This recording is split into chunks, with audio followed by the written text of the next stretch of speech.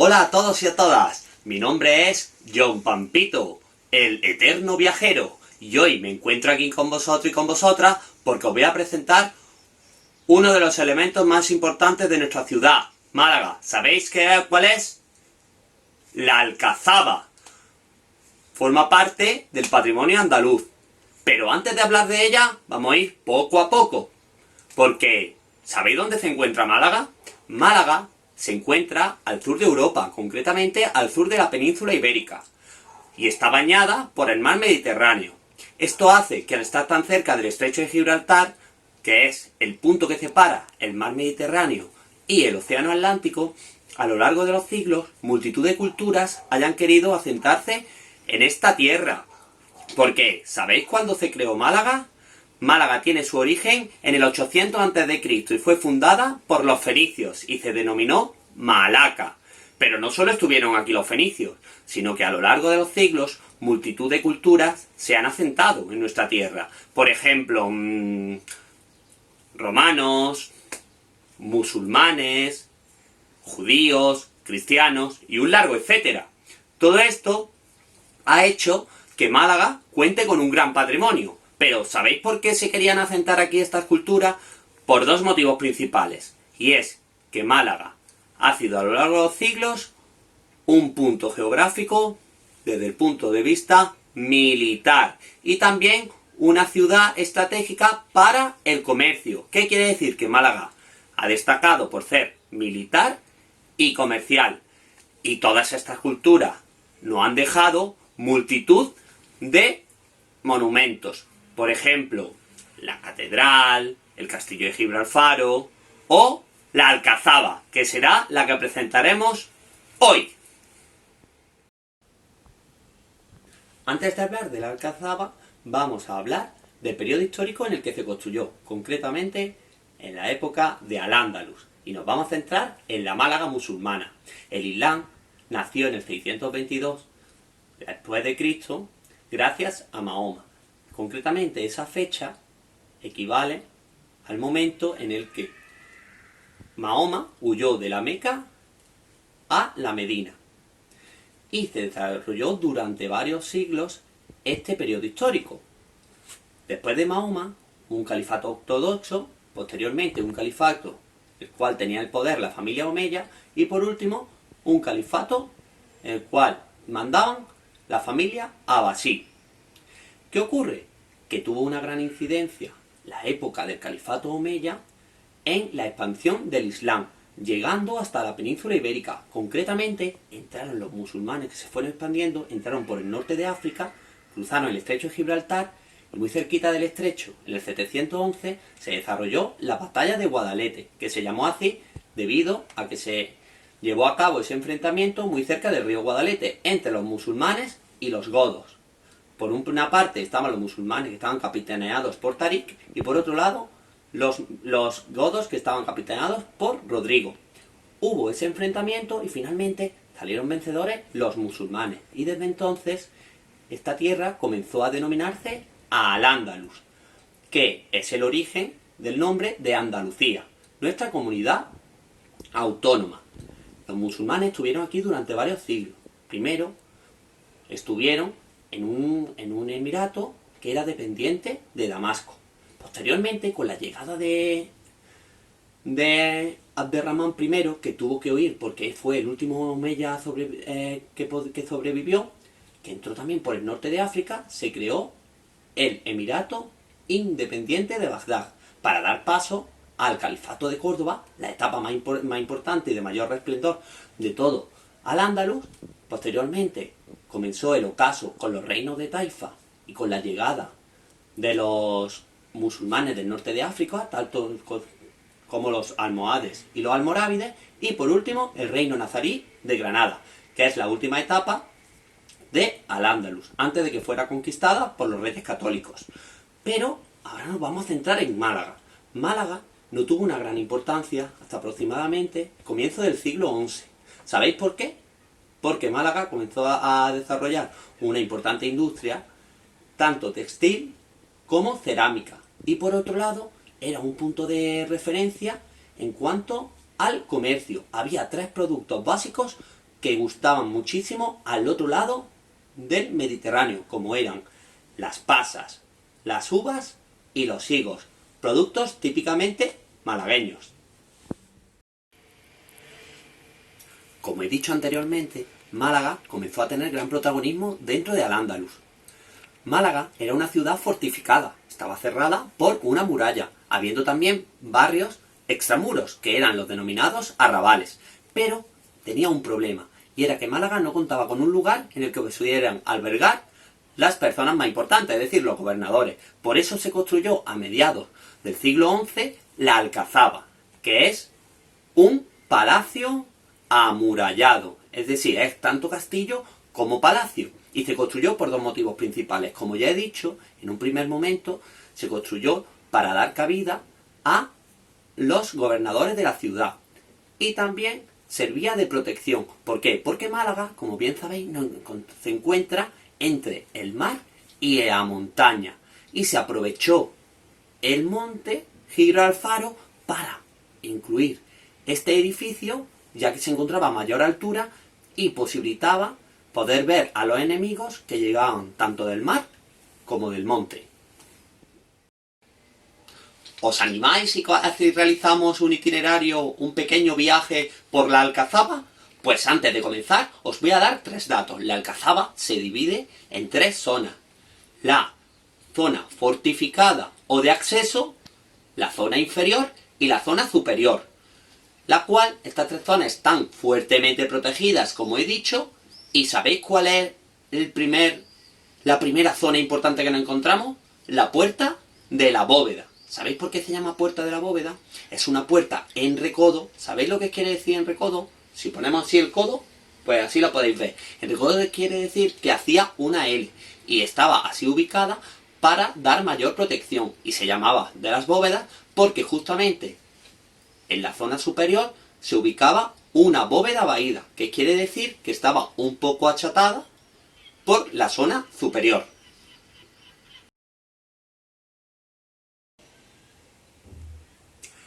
Tras la puerta de la bóveda nos encontramos con la puerta de las columnas. ¿Sabéis por qué se llama así? Porque cuando miramos al frente nos podemos encontrar 2 grandes columnas. Pero, ¿qué particularidad tienen estas columnas? Que no son de época musulmana, sino que son de época romana. Porque anteriormente de los musulmanes en esta zona se ubicaron los romanos. Y los musulmanes, que eran muy inteligentes, lo que hacían era aprovechar materiales de obras que se encontraban anteriormente. Es decir, muy cerca de la Alcazaba podemos encontrar el Teatro Romano, que es otro de los elementos más importantes del patrimonio malagueño. Y se ubican estas 2 columnas, como he dicho, típicas del mundo romano, puesto que están realizadas en el estilo corintio compuesto. Una vez que pasamos la puerta de las columnas, nos encontramos con una puerta que daba lugar al Corral de los Cautivos o Hasa, que se llamó así, se llamó Corral de los Cautivos porque una vez que los musulmanes fueron conquistados por los cristianos, fueron ubicados ahí para ser asesinados o vendidos como esclavos al norte de África. Tras la puerta de las columnas, continuamos nuestro viaje hacia arriba, es decir, subiendo, y nos encontramos uno de los lugares más importantes, concretamente la denominada Puerta del Cristo. ¿Por qué es tan importante? Porque si miramos hacia arriba, justamente en la clave del arco, podemos observar que existe una llave, que era muy típica de la época nazarí. ¿Sabéis por qué se ubica esa llave? Porque es el lugar que da entrada a la Alcazaba, a la zona inferior. También es una puerta en recodo, al igual que la puerta de las bóvedas, porque servía de defensa y tiene una bóveda. Pero lo más curioso es por qué se llama Puerta del Cristo. Si el Cristo hace referencia al cristianismo, pues os lo digo, es porque después de la conquista cristiana de la Alcazaba, en una hornacina pusieron un Cristo. Pero ¿sabéis cómo se llamaba popularmente este Cristo? El Cristo de los huevos. ¿Sabéis por qué? Porque un malagueño que tenía que ir a una expedición a África le dijo al Cristo que si lo ayudaba a volver a su tierra, le traería lo más preciado. Y finalmente cumplió su promesa y le puso al Cristo 3 grandes huevos de avestruz porque fue lo más valioso que encontró allí. Y una vez que pasamos la puerta del Cristo, ya llegamos al recinto inferior, como he dicho anteriormente.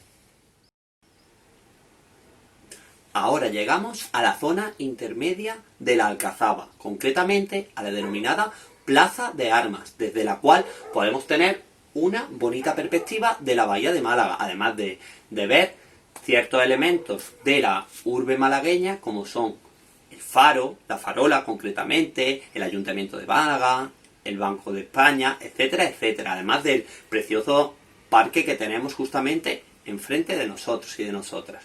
¿Sabéis por qué se llama Plaza de Armas?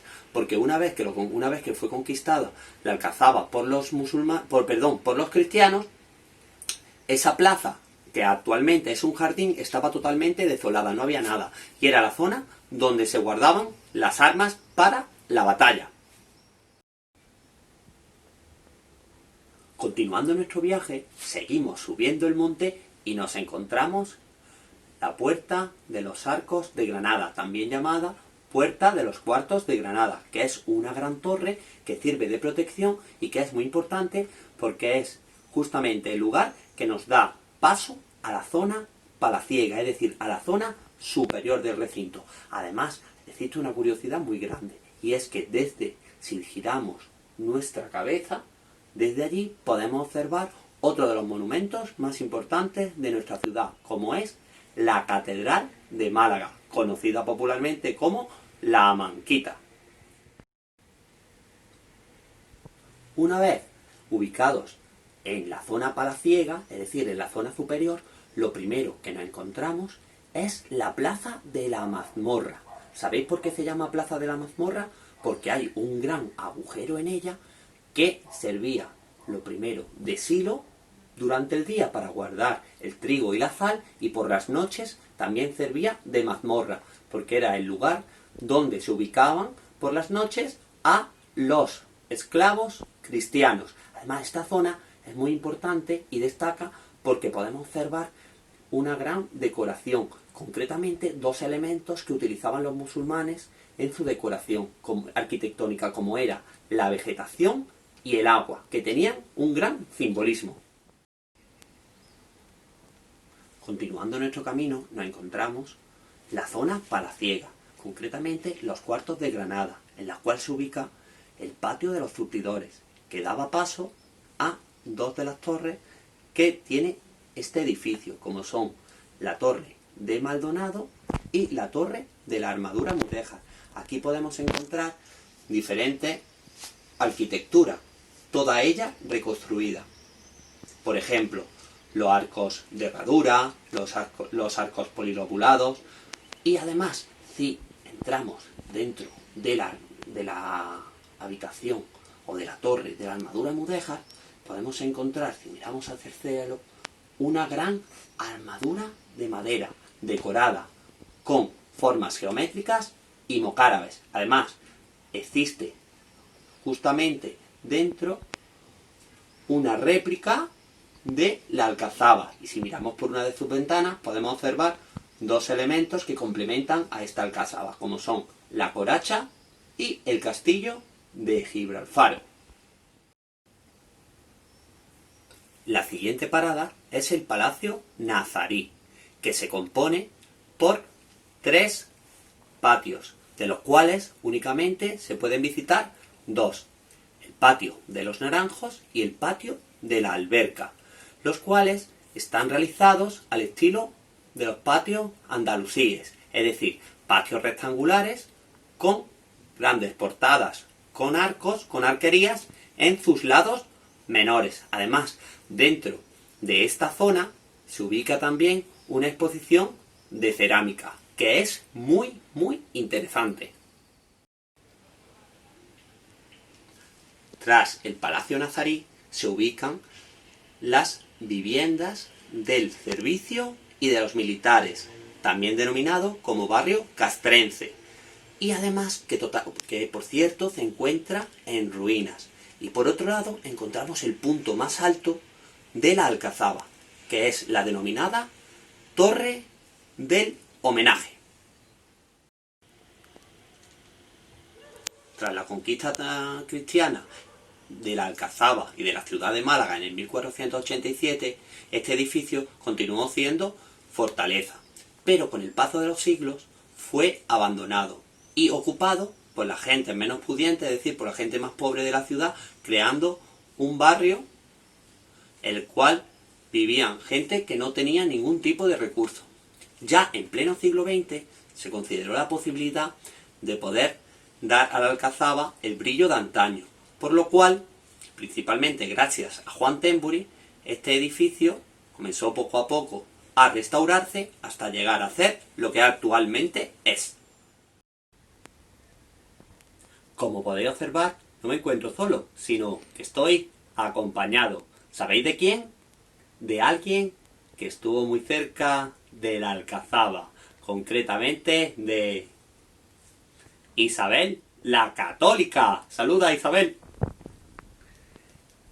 Ahora Isabel nos va a ayudar a dar respuesta a algunas de las curiosidades de nuestra ciudad. Por ejemplo, Isabel, ¿podrías decirnos por qué el mercado central de Málaga se llama Mercado de Atarazanas? Sí, el mercado de Málaga se llama Mercado de Atarazanas porque en la época musulmana las atarazanas era el lugar donde se construían y se arreglaban las embarcaciones. Además, ahí se encontraba una de las puertas que daban al mar. ¡Oh! Gracias, Isabel. Por cierto, otra pregunta. ¿Podrías decirnos por qué la Feria de Málaga se celebra en agosto? Claro, la Feria de Málaga se celebra en agosto porque el 19 de agosto de 1487 se produjo la conquista cristiana de la ciudad musulmana de Málaga, concretamente en la Puerta de Granada, que se encuentra cerca de la actual calle Granada, se realizó la entrega de las llaves el 19 de agosto de 1487 y por eso es festivo en Málaga ese día y se celebra nuestra feria. Oh, gracias, Isabel. Un dato muy ilustrativo. Por último, ¿podrías decirnos qué elementos aparecen en el escudo de nuestra ciudad, de Málaga? ¡Adelante! Pues en el escudo de Málaga aparecen, entre otros elementos, la alcazaba, la coracha y el castillo de Gibralfaro, para que veáis la importancia que han tenido a lo largo de la historia de nuestra ciudad. Además, el escudo está coronado por una corona, como la mía, en honor a los Reyes Católicos. Y por otro lado, junto a la alcazaba, aparecen el mar, que es un elemento fundamental de Málaga, y dos de sus patronos, San Ciriaco y Santa Paula, llamados popularmente martiricos. Oh, muchas gracias, Isabel. Pues esto es todo. Espero que os haya gustado este viaje por la Alcazaba. Saluda y despídete, Isabel. Y hasta la próxima.